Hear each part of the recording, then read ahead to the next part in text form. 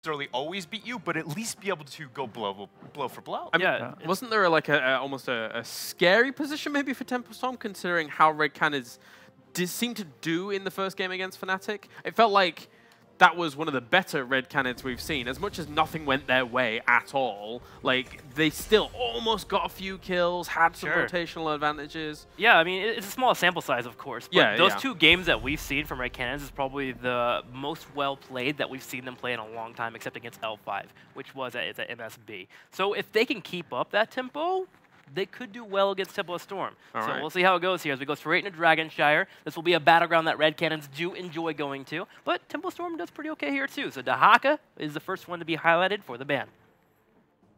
I'm just kind of fast-forwarding here and thinking, how does it feel for Tempo if they were to lose this series? It'd be deflating. I wonder if they can survive the shock, to be I'll be honest, that's catastrophic if they do. Yeah. Like, if you really think about where they should be on the Western Clash and think about how North America would come in, that would be catastrophic. I mean, think about what they've gone through in the last 6-7 weeks. They've had a role swap. They tried to change their identity as a team. They aren't playing it slow and methodical anymore. They're drafting more aggressive comps, but trying to fit it into the old way that they played the game. If you lose to Red Canids, you as a team start to question who you are. I mean, it's the Western Clash.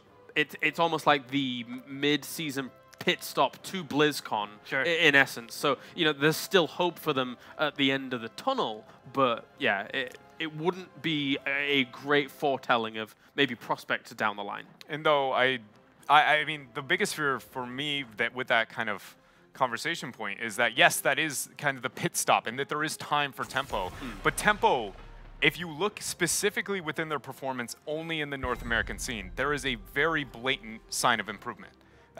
No matter how bad or great they perform here, I am confident that they grew within their own play within the region. And so I fear if you take that step back and you consider where they're going next, it doesn't matter how much they can improve within their own region, because the problem isn't the region in their own growth. It's that something, international play or land, whatever it is holding them back.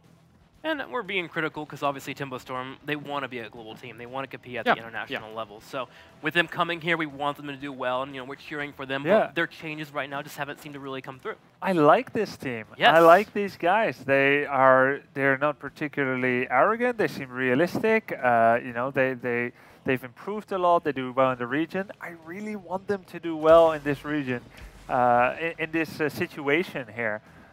So let's see how it goes. That's why I'm so worried for them if they don't. And Red Canids is a formidable opponent for them. The start of their draft looks pretty good, right? Yes, it does. Genji Uther coming in. This is old MSB, one that's been around for a while, even with the nerfs. A Divine Shield into a Genji Dragon Blade is not something to ever laugh at. It is quite it doesn't really matter how many charges of block you have. You block everything. If there's a Divine Shield. Lowered health pool, no problem. Here's my Dragon Blade. We're just taking some of the draft pattern trends that we've seen from Tempo Storm out of the few games we got against them against Liquid. We're now looking at a map where wave clear is going to be overly relevant, and they've already committed their 1 and 2 picks into lack of wave clear. Granted, there are a lot of, again, the synergies, there's objective power between these picks. It makes sense that they've gone in that direction, but we can't ignore the fact that there's at some point they need to find a way to be able to rebuttal and recover from that, especially considering there is an absurd amount of macro pressure available levels 1 through 9 with this Johanna, Ariel, and Vala that Red Canids has obtained. Yeah, I mean, Tempo Storm has this huge burden to achieve early game results that don't come easy. Yeah. You need the kills, you need the superior rotations, you need to solve this problem of this almost effortless Johanna, Ariel, and Vala push. And like you said, Genji, Uther, I mean, Genji doesn't get a good wave clear until level 16 when he gets final cut. And until that, Uther a little bit with Holy Fire at 4, but he needs to melee. That's risky against Vala. So would the ban here be wanting to be something to disable extra support for Vala? What do you think? I mean, that would be my first thought, but at the same time, I'm not totally convinced that maybe necessarily Red Canids is going to be the team to move into that direction immediately. But they still go that direction, right? Removal of the Zarya. She has been less popular overall of Phase 2, but you know, it's actually kind of satisfying to see this small bump in relevance for Zarya into this tournament. Just a little bit, yeah. She's popping up here at the Western Clash, so Zarya being taken away, but still Red Canids still have options to move into. You can move into a different support. You can pick up that Rhaegar if you need to, which is great with the Johanna, great with Vala. You can also, if you really wanted to, run with solo Ariel. A little bit on the difficult side, especially against a Genji, but doable. I am worried about that top lane for Red Canids. They need to pick someone that can be by themselves, self-sustain pretty well, because that's where I think Tempo Storm can get their kills if they're looking for the aggressive plays. If we have a Sonya come in from Red Canids, or even a Dahaka, you have a rotation from Genji, agile dismount, you can destroy. Oh, Dahaka been banned out, but still, the concept is still the same. Mouthfeel even. Yeah, that's indeed the point. That's where Genji can shine. He needs a little bit of time to get good in the actual team fight. Yeah. But in terms of lane bullying, he is there for the top lane. So that's definitely a key point. But look at the smart ban by Red Canids. Removing Greymane removes much of wave clear possibility in a second damage dealer from Tempo Storm. So it looks like Red Canids is ready to expand upon their map dominance. Now, Falstad Stitches, pretty powerful counter arguments to the wave clear power struggle here. Yeah. I am absolutely terrified for whoever Red Canids puts up in that top lane now that the Falstat's been picked up. Already with the Uther Genji, traditionally, if you're looking for a gank composition, top is your first place to go because it's going to be at a mismatch. Red Canids is an opportunity, I feel, in the draft right now to actually run a 3-2 where they ignore the vulnerability of that high probability gank because of their actual advantage into the wave clear right now. They at least, not necessarily a 3-2, but at least some kind of lane variance, a 2-1-2. Not give the traditional top lane staple there because Tempo, right now, their draft is begging for kills in that top lane. So even if maybe they don't draft into that direction, at least Red Canids has to identify that whatever that pick is there needs to be able to hold its own in a 1 versus 2 on 1 versus 3. It feels like it's not only begging for kills in the top lane, but you've got Stitch's Uther with damage to follow up. So there's kills potential everywhere, really, for Tempo Storm. It will be the Sonya, which I will say has a hard time with a top laner with a Genji coming in there. They can be pretty oppressive at knocking them down, but Sonya at the same time can handle herself in a 2v1 if she is able to get the whirlwind off. And looking over at the opposing team, the only one that has a stun really that can stop that right away if his Uther comes in for the gank. But at that point, you should be far enough away to where it might be okay. Plus, Brightwing can pop in every now and then, help a bit with the healing, because the main issue for Sonya needs the central position in the wave to heal until she gets 7, maybe with Ferocious Healing.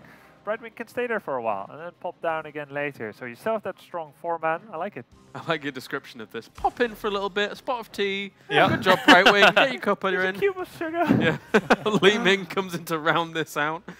So a lot of blow-up potential and a lot of kill potential, I feel, on the side of Tempo Storm. Absolutely. I mean, their draft is rather straightforward in the approach at which they're trying to, manipulate the map and how teamfights are going to look to open. They've got not only a double reset, they've got the follow-up CC necessary with the Uther there for the Stitches, and a convenient global to be able to baby whenever anything goes sour, and also aid with that post-20 Dragonshire Blues. It feels like they don't have the most conventional top lane solo by any means as the reinforcement comes up. They can have Fawcett up there. He'll hang around and do what he can, clear out those lanes, etc. Build out season marks if he wants to, or even the Gathering Storm if you like to go that route. Yeah. But yes, the possibility for kills is very high for Tempo Storm. I mean, you look at Johanna, and she's one that you can read pretty well, and you can move around with those hooks. And the other 4 targets are all targets that you can blow up with that Li Ming Uther stun being available. So it will come down to our Stitches player landing those hooks. So I'm getting the vibes that we're safely in the Tempo Storm camp here with the draft. Is that fair to say? If you were to erase the names, I would disagree. But I don't necessarily think that the draft that we see out of Red Canids fits to their strengths overall, and that they'll necessarily have the teamwork to be able to deal with the, Dragonshire is a map, if you fall behind rotations, if you don't know how to recover, you can fall behind for an entire Dragonite phase. And if I expect to see that coming out from Red Canids, but if they do delay that and they accurately abuse the advantages of their composition, and you were to remove the names, I do lean more towards that of Red Canids. Okay. I think I'm actually on the opposite side. I'm going to go with Red Canids here. I thought their early game was pretty good against Fnatic, and if they can keep up here with that, Johanna in particular will start breaking down turrets and get control of the dragon in the beginning, they can move forward pretty well. Final short thoughts, Scrubby? I like the draft for Red Canids, but I think Tempo is probably going to do pretty well in macro play. They've always done so, so I believe they can do it with the tools that they have given themselves. Their best draft yet. All right, well, thank you very much, guys. We'll check in with you throughout the series. For now, though, let's head over to game number 1 here between Red Canids and Tempo Storm. Thank you, Kalaris. Kaldor and I are back here again for another series, except this time it's an elimination round. Yeah, and I just want to say one thing. We have Tim now converted to Europe to an extent where in these games he's voting against NA. Can I get a new casting partner? Is it too late? You want Tim? No. Bring me Dread back. No, we're going to have a lot of fun here. Yeah. Red Cannids have been bringing the aggression out a lot, but still making sure that they have a global in all of their drafts so far so that they can still try to keep up with the lane soak as long as possible and then get into the fight when they're ready. But is the Brightwing and the Emerald Wind enough to actually deal with all of the aggression, the dive, the aggressive flies, the Genjis, the hooks, all of that Tempo Storm have at their disposal? It's definitely an underdog story here right now, and for the Red Cannids, if the draft can come through, is something that we're going to see pretty soon. I want to see a lot from Tempo Storm. We talked a bit after the series against Team Liquid, and I think they definitely had a good idea, but European teams didn't have too much trouble with them so far. I want to see Tempo Storm on a different level right now, so I have hopes for them to come through here, show their skills, and show us what they're made of. They're going up against the team to the left side. It's, of course, the Red Cannids with Jay Schritte on Vala, Lito on Brightwing, Tulin on Johanna. We have Typhex on Sonya for the solo lane, and Vieira on Oriel. And the first North American team facing elimination at the Western Clash. It is Tempo Storm, with Falstad played by Caterpillar, Fury playing Stitches, Uther played by June, Cothenluck playing Li Ming, and finally Som back on his Genji. Yeah, so at this point already in the mid lane a bit of battles happening, but the one thing we have to look out for is of course the macro play. When we're talking Dragonshire, it is the map that takes the most coordination from any team, and this is one of the reasons why globals are so powerful here as well. Tempo Storm, they are known to be a team that can really rely on these global strategies, so they have to prove it here now against an underdog that is hungry to get a first win against a big name. And I wonder now, seeing that Som is going to be hanging out so much at the top lane, if we see Red Cannon switch over to a 2-1-2 of their own, Lethosaurus has the possibility of phase shifting up to help out Typhex in the top lane, or if Red Cannon just want to try to draw as many of the resources to Tempo Storm to the bottom lane as they can with that double support and the Vala to push, but it just doesn't have the same kind of push power that we would see with a Vala Ariel and then a Zarya with Feel the Heat. Yeah, exactly. So the Zarya banned out here for exactly that reason that you pointed out. If you can bring her into the draft over Brightwing, and that of course helps a lot for the push power. Brightwing on the other hand allows the top laner to be a little bit more aggressive, since you know in a pinch you can ask someone for help, so a quick teleport can help you out there. But it's definitely going to be interesting here in the early game how exactly that shakes up, especially with Genji, of course, potentially pressuring the top lane. But for now, it's the bottom lane where we see that pressure unfold. Excellent placement of the Arcane Flare, making sure you can get that extra damage. As Tempo Storm was retreating, and June did take a lot of damage in that regard. It's going to take him a little while to heal back up, but he's starting to work on it. Meanwhile, Tempo Storm taking back the top shrine, making sure that they don't have an issue with Red Cannons getting a Dragon Knight, but Red Cannons are keeping the aggression going in the bottom lane, and it is paying off. It definitely is, and they are of course trying to burst these waves away as fast as they can. With multi-shot, Brightwing, and now of course Oriel's AoE, they have a lot of tools to make that happen. And they gain the slightly earlier level 4 talent because of the structural damage they were able to pressure onto the bot lane. If they can take down the fountain and break through the entire wall, it would really help them in sustained battles over the shrine. Yeah, making sure that you take out the towers keeps the wave slightly pushed in your favor, because those towers aren't killing out the minions in the same way that yours are, which enables you to have an easier time of holding on to that shrine, which then snowballs into you being able to make more rotations up, like we're seeing Tulin anchor in the bush, seeing when Fury is heading down to help out the teammates. Uther's going for a play to get the shrine, but really Tempo Storm are after their giants in the bottom lane. But so too are Red Cannons. They were able to get those to continue their aggression here in the bot, maybe trying to take out the well. Exactly, this is what they're aiming for first, and we already said earlier how much of an impact that can actually have if you can take it down. Good dodge on the hook, 4-man by Tempo Storm right now as they're moving in here, but that also allows, of course, the Red Cannons to take more control on the rest of the map. We have Sonya already fighting over up to the top and going for another shrine now, taking control, and therefore putting the pressure onto the mid lane where Tulin is trying to grab a Dragon Knight. focused attack for Sonya. We'll see if that's followed up with a Poison Spear at level 7. That generally seems to be the trend with those two talents. No Hurricane, so no ability to have more of those whirlwinds to make sure that you're staying safe once the team fights come in. Red Cannids and being able to control this bottom lane so well. Sonya's also holding onto the top, which forces Som to make sure that he can still delay this Dragon Knight, but he's a good target to do so because of his mobility and his long range with Shuriken. There's quite a bit of pressure on Tempo Storm. There is. Especially with the Fountain falling at the bot lane. They are under a lot of pressure at the bot lane and also, of course, therefore, to an extent to the top. So far, so good for the Red Cannids. There is the Poison Spear for Sonya. What do you think? We're going to have a leap, or do you anticipate a Wrath of the Berserker pick? I personally think that playing it safe with the Wrath of the Berserker would be the better choice here, but we have seen leap plays. Usually it's more when you're looking for a blow-up comp. I don't think that with this situation you can necessarily make it happen. Level 7 talent, on the other hand, of Johanna, I'm really not sold on it. It's by far the weakest cooldown reduction auto attack talent that we have on level 7. And I don't really think you get a lot of value compared to Conviction when you can simply engage and disengage at a much better pace. The only other player on Johanna that I know picking this talent is JPL. And after asking him why he picks it and trying to explain to me what the advantages is, he apparently himself doesn't even know he just picks it. That's at least what we got out of that last time. Yeah, that 0.5 reduction just isn't the same as something else. Tyvex is chasing down, gets first blood, takes out Som. Genji is down, and that means that Cattle needs to fly out of here and fast. Yeah, so this is exactly what we mentioned.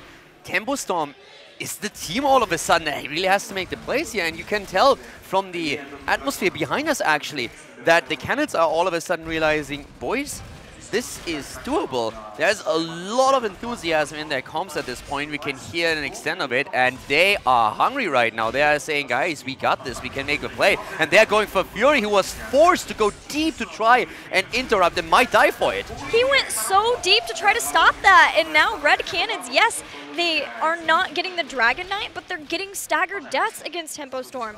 Just as the members of Tempo would be back up, they lose Fury, and this is getting Red Cannids further and further ahead. They can just get Dragon Knight once they get 10. Exactly, they don't get the Dragon Knight, but they get the push in the mid lane. There's 3 heroes there already taking out Stitches, and Genji just doesn't have the pressure against it. So that's a wall forfeit and an early level 10 for the Red Cannids that they can now use to get their first Dragon Knight in the game. Tempo Storm, I mean, they need skilly, they need to be careful here. Well, one good thing for Tempo Storm is, first of all, they're able to get this pick on Vieira. There is Strafe coming out. This is Jay Shrita having 10, and Tempo Storm willing to go in, trying to get a pick, and losing June because of it without heroic abilities.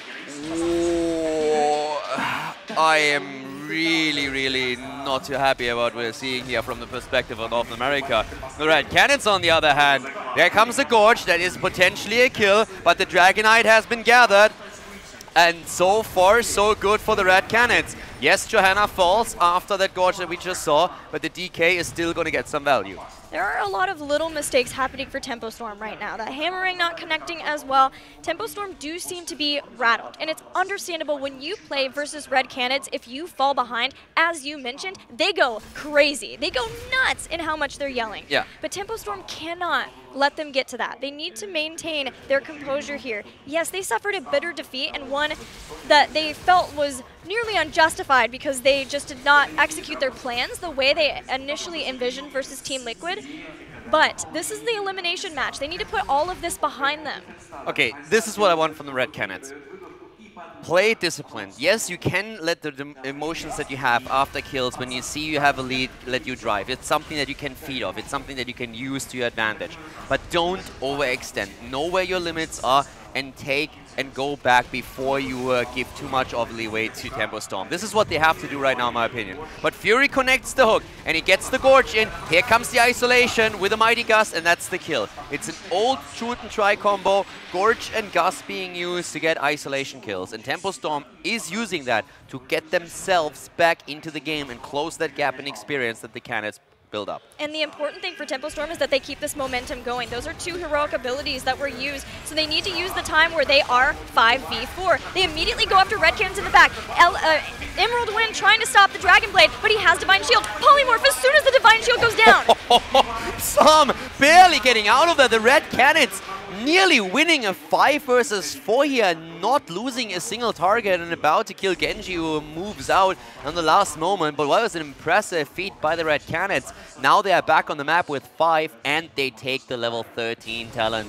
So far, they are looking solid. 3 kills against 2, they still hold a level lead. And from a structural point of view, they're far ahead. Sustaining through that was incredibly important for Red Canids. Tempo Storm was hoping to force some staggered deaths. They had used a couple of heroic abilities, namely Gust and Gorge, to get the first kill, and hoping to get the staggered deaths as the respawn timers get longer and longer. But not letting that happen is huge for Red Canids. That means they can keep all their members out on the battleground. They can still get mercenary camps to continue the pressure that they got early game versus Tempo Storm. Yeah, and Tempo Storm they are now back in a position where they can say, okay, we got this, guys. Let's just play this calm, collected. We fell a little behind early on, but we can definitely make that comeback happen here and just outplay our opponent with experience. They are in that situation, but the Red Canids are still slightly ahead, and they are the force that currently makes the moves on the map. And once again, at the bot lane, we have pressure play. They want to go for another structure. They're moving in with a detainment strike. Gust already being used, so they're going in again, but just look at that. Another kill. Falstad is down. Emerald Wind being used there to separate Falstad out when he wanted an aggressive Gust. It's almost like Tempo Storm just doesn't respect what Red Canids are bringing to the table. Hook is thrown, nobody caught, all dodged. Red Canids gets another kill.